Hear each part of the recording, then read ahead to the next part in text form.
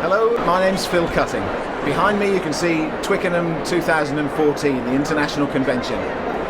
I've been coming here ever since I was a child, but the very first convention was in 1955, nearly 60 years ago.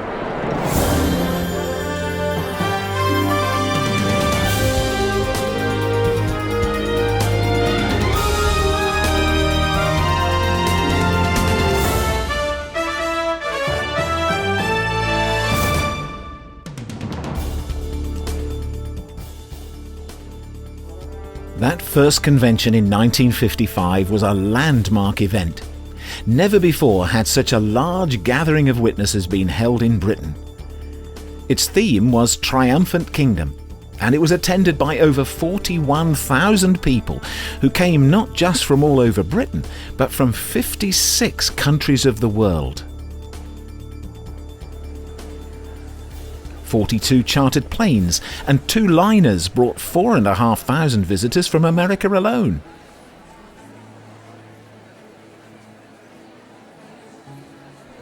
The organisers had described the convention as eating, sleeping and living like one big family.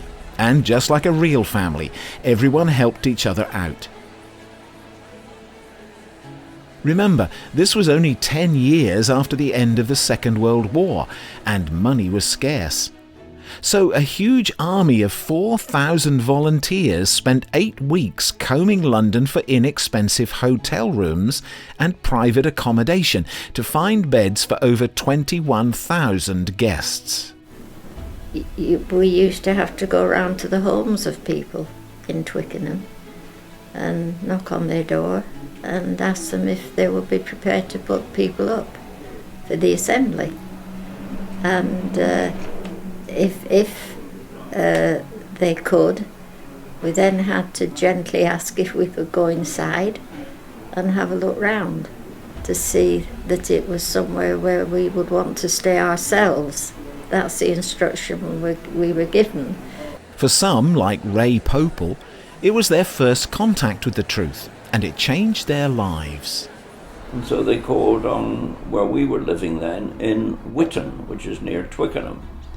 And we decided to put up 2 sisters, mother and daughter, pioneers. Then after it was all over, the brother, Norman Richards, that had contacted us for the accommodation, he came round and gradually we started a study with him. And that was on the Let God Be True. Another 1,200 delegates brought their own tents and slept under canvas in a special camp set up on vacant land near Staines. And of course we had tents where people slept in. The brothers slept on the West Car Park and in the east. So I had a tent on the West Car Park there. Brothers liked it too, and they liked the spirit that existed there within that little Theocratic community for the period of the convention. They were more amateurish by organisational standards, but nevertheless there was the wonderful spiritual camaraderie, and it stayed with you for a long time after the convention. Naturally, spending all day at the convention left little opportunity for the delegates to prepare their own food. So the convention administration set up a huge field kitchen. Gas was one of the things. Working great gas pipes like this, we welded up, and we had to take them from what was called the Lion Gate at the moment. So it's about 500 yards, I suppose, this washing great gas pipe that to feed the gas-fired boilers for cooking the food, and we had gas-fired for heating the water. We had the steam boiler for heating the water and generating steam to the tray washing machines. The boiler, well, that was coal-fired, and coal was a bit rationed in those times, so we had to get a licence for the coal. And there was a brother called Hector Rivets. He was a stoker and he knew about coal firing, so he was in charge of the boiler. The brothers ate their meals from dining tables that, placed end to end, would stretch for over a mile. And if you wanted lunch, it would cost you £0.50 or 12.5 Mexican beef, you can choose this or that, so on, the various menus which were available then. And of course the food tokens, being in audit at the time, I was required to count every food token which was issued by the Society and account for it afterwards. In fact, a third of all the volunteers were all working in the food service departments, whether it's cafeteria or refreshments. They were the two main food departments, and a lot of people came to work on the serving lines. A lot of people came to work in the kitchen, cooking the various meals, etc. It was that was exciting. We would do a cooked meal for breakfast, a cooked meal for lunch, and a cooked meal for supper, or tea time, whatever you want to call it. And in addition, of course, many refreshment stands throughout the grounds, providing sandwiches, cakes, and so on. Over the 5 days of the convention, well over 125,000 meals, including hot breakfasts, were produced. So impressive was it that the Army and Navy sent representatives to see how it was achieved. What they saw really was just like an international family. I remember one brother, they used to get up to go to the breakfast and prepare the breakfast. And he went in the tent this morning and saw this brother. He was the one who got to do part of the cooking, so he shook him. He said, "Brother, time to get up." So brother said, "Oh yeah." Got up, took his blanket off, put his hat on and walked out. He got everything. He was dressed, shoes and all. It was very different to things that we have today. For instance, the roadways and the pathways all around the rugby buildings, they would be covered with cinder dirt. And, if the wind was blowing, you'd get the dust in your eyes. The children, they would get really black by the end of the day. In fact, I suppose things were totally different because, like toilets, for instance, there were the toilets in the buildings, but when you've got thousands of people there wouldn't be enough. So they would then put up temporary toilets out on the car park grounds, and then you would queue for ages to go to the toilet. And with young children, it sometimes wasn't very funny. The stadium at Twickenham in those days was not a closed-in stadium. It was very open with a strong wind blowing, and the brothers used to bring along their own tarpaulin and other kinds of fabric, and I always used to think it was marvellous the stamina that they had to be able to enjoy the convention and so forth. And where the iron bars were that they would have to protect people from going forward, brothers and sisters, in fact we did it, would take big plastic sheets or tarpaulin, put them over the rail, and then on a wet day you would sit under those to keep dry. Lots of people would take their umbrellas, but with children we found it convenient to sit under the plastic. And life was slower, simpler really. I mean, today, many of the families and the brothers would find it hard to have an 8-day convention where many days went on into the evening. That would be difficult for them. I mean, it was difficult for us, but not as difficult as it is today. Brother Barr, who was once part of the London Bethel family before becoming a member of the governing body, also offered hands-on help. Well, it was an unforgettable occasion. Of course, back in those days, I used to often have to help with the sound equipment. And the stadium being as it was, these big iron wrought upright posts, we had to climb up them and tie on the speakers.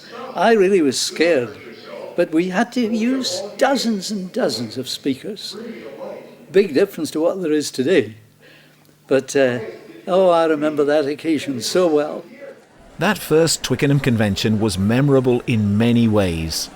And for some of the brothers, it was their first experience of the New World Society, a society that was worlds apart from the rugby fans that normally congregated at Twickenham. I wasn't baptised, I was studying, and I had been told by the one who was taking my study that they were having a bit of a do at Twickenham, and we could have a picnic there, and it would be, quite a day out.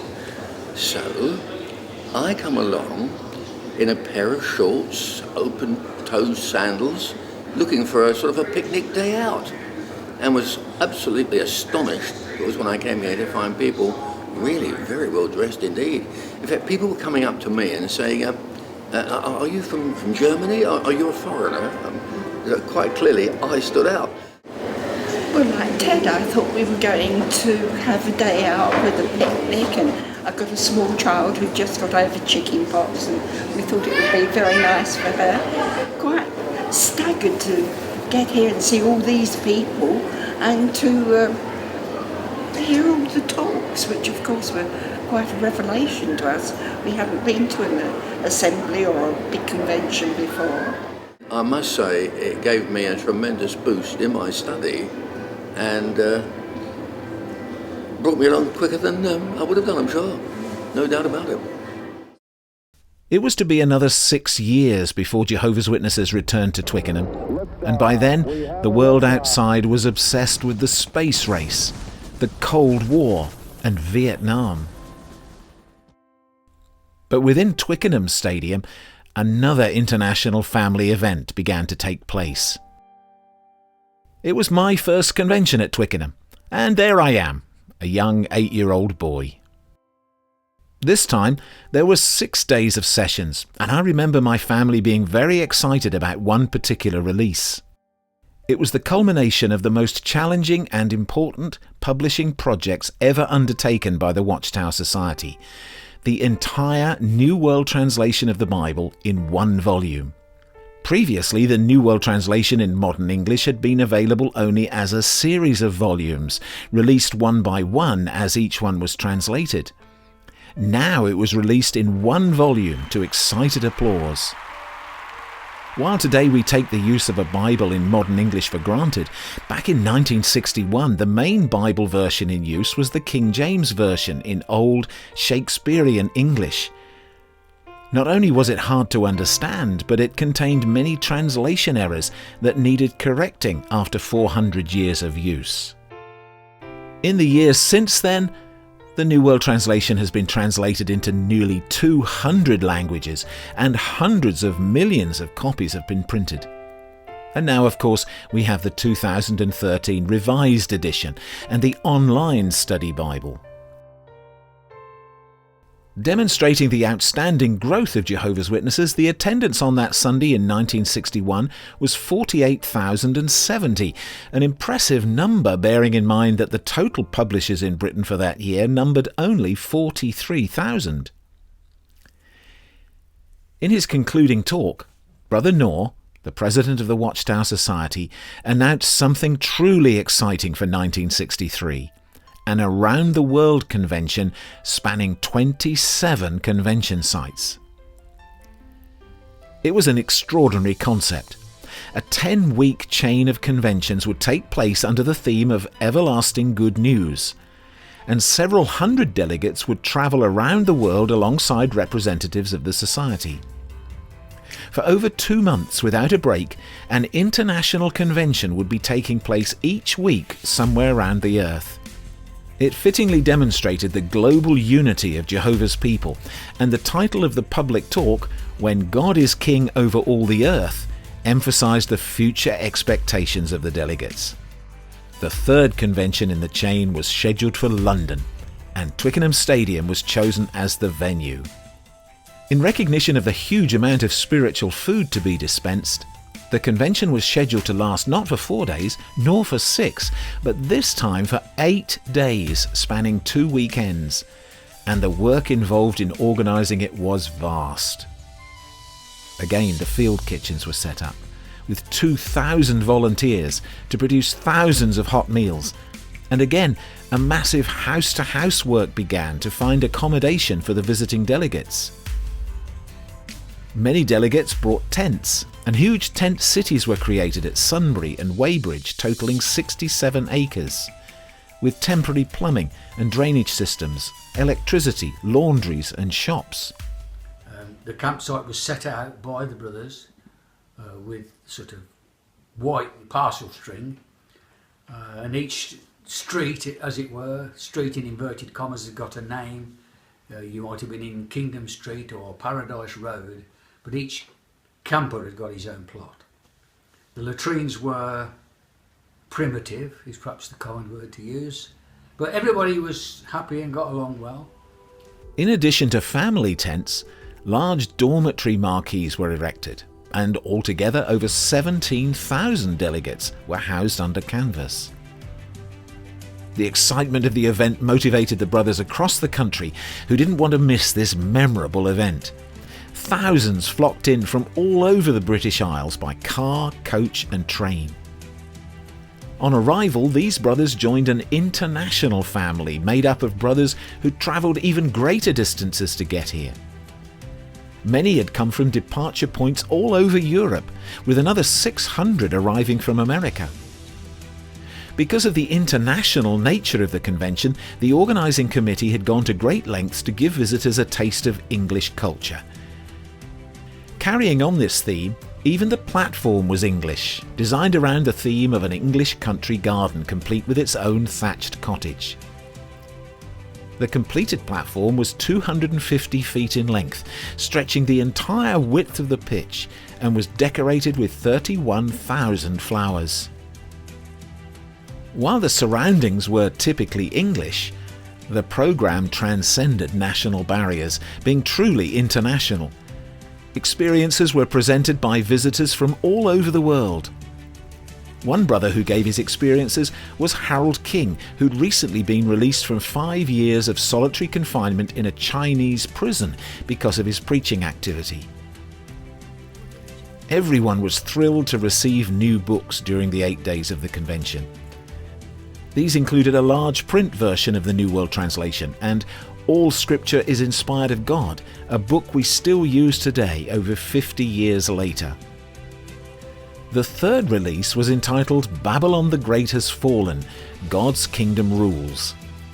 It was a powerfully written book and was subsequently responsible for helping Jehovah's people to understand the meaning of many parts of the book of Revelation, particularly the role of false religion in these last days.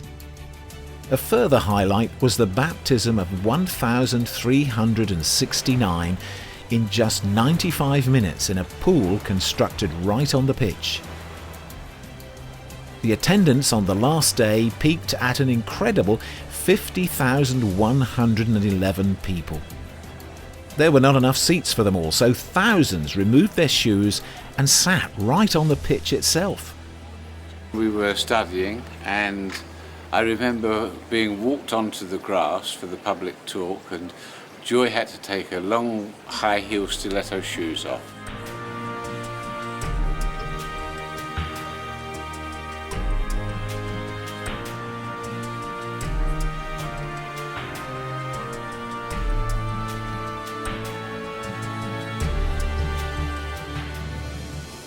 Since the 1963 Everlasting Good News Convention, Twickenham Stadium became a regular summer venue, hosting conventions pretty much every year, but most of these were not for international delegates. As the decades passed, Twickenham's role as a convention venue changed.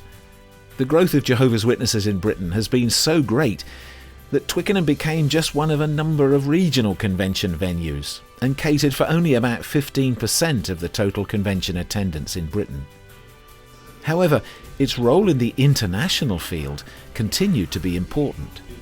Most years, several hundred delegates attended a simultaneous convention in the Russian language, and around 1,000 Spanish-speaking brothers were able to enjoy their own language sessions too.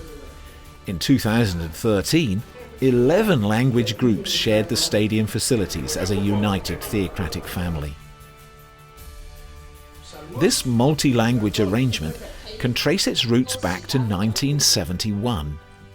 And at that time there was a lot of difficulties for the brothers in Europe. I mean, Spain was under General Franco and a fascist regime. And what we didn't realise so clearly was there was a similar regime existing next door in the country of Portugal.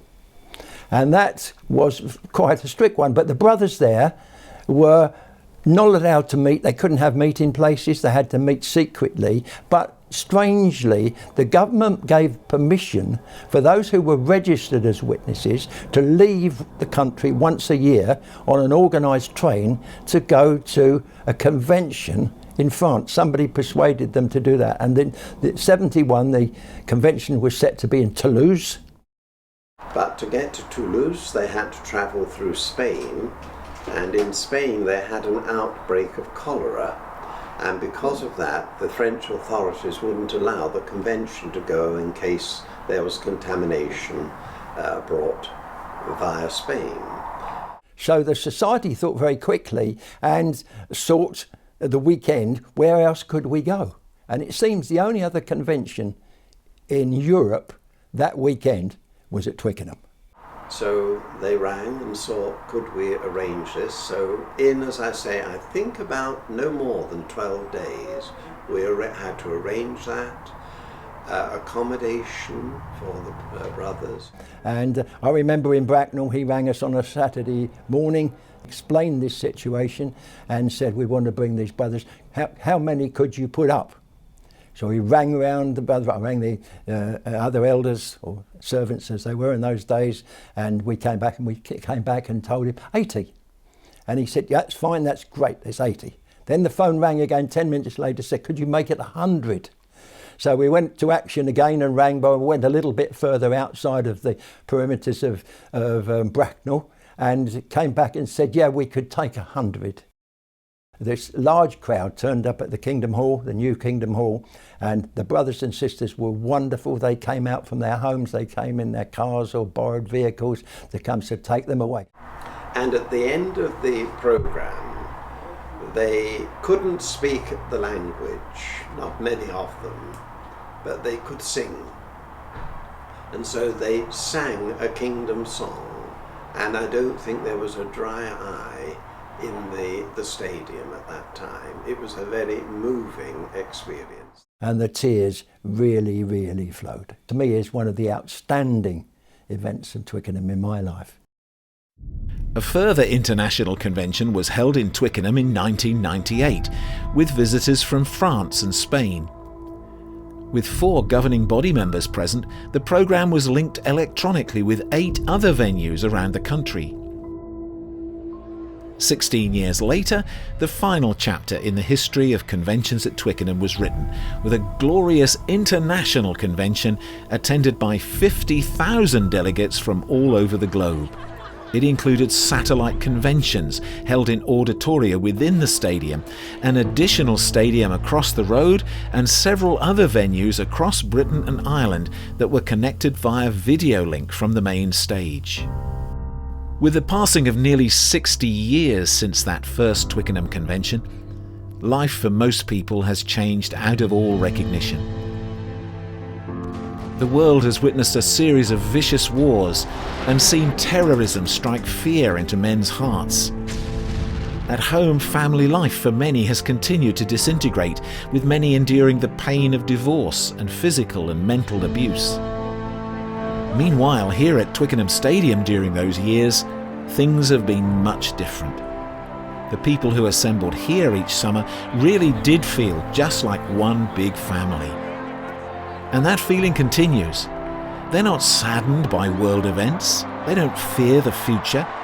Instead, they're joyful because they are part of an international family dedicated to serving Jehovah. A family that's planning on living forever on a paradise earth.